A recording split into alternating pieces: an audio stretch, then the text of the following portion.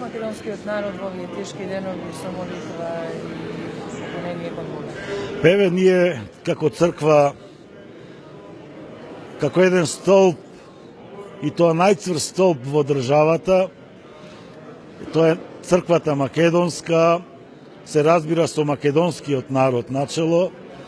Се молиме постојано сите македонци да си подадеме рака, да си простиме, како што еве денеска Господ Спасителот му прости на блудниот син. Оти проштевањето е спасение.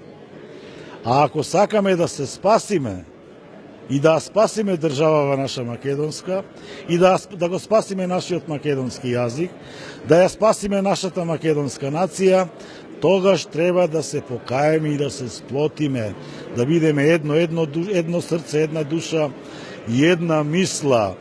Тој македонски гердан кој е со голем број на дијаманти македонски, не треба да дозволиме некој да го исече, да го скине и кивото македонско тогаш да се раскине на многу делови. Затоа го молиме Господа Бога Спасителот наш, која создаде оваа македонска земја, го создаде овој македонски народ и го благослови преку повикот на македонецот на апостол Павле да дојде во Македонија и да го просвети македонскиот род, за да го примиме христијанството, молејќи го и апостолот Павле, кој е првиот сејач на семето македонско и првиот кој ја покрсти нашата света мајка Лидија Македонка, која прва го прими христијанството,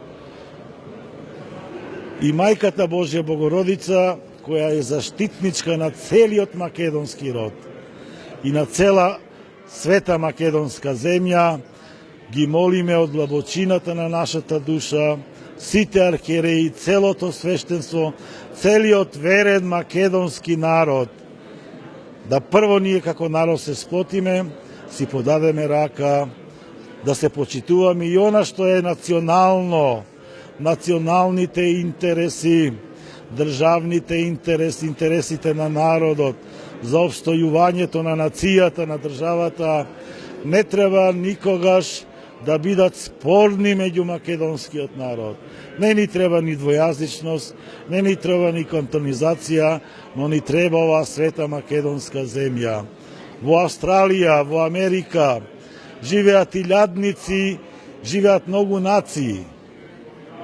Над 60-70 нации живеат тамо. И секоја нација, ако бара свој јазик, што ќе стане од таа држава? Се знае тамо јазикот е англиски и сите си имаат своји, секоја нација која православна си има своја црква, си има своји учители кои ги учат малите поколенија на јазикот на нивните родители. Така треба и оваа земја македонска. Оние што живеат тука треба да бидат албанци со македонско потекло, бидејќи тука се родени, тука израснале нивните родители, дедовци, прадедовци, бидејќи сепак одлучивме да живееме во едно мултикултурно општество. Но мултикултурно општество да секој си знае местото каде му и немоеш ти одеднаш да бараш двојазично, одеднаш да бараш поделба на државата и така натака. Затоа што ние сме должни како народ македонски, бидејќи ова парче што остана слободно, треба да го сочуваме.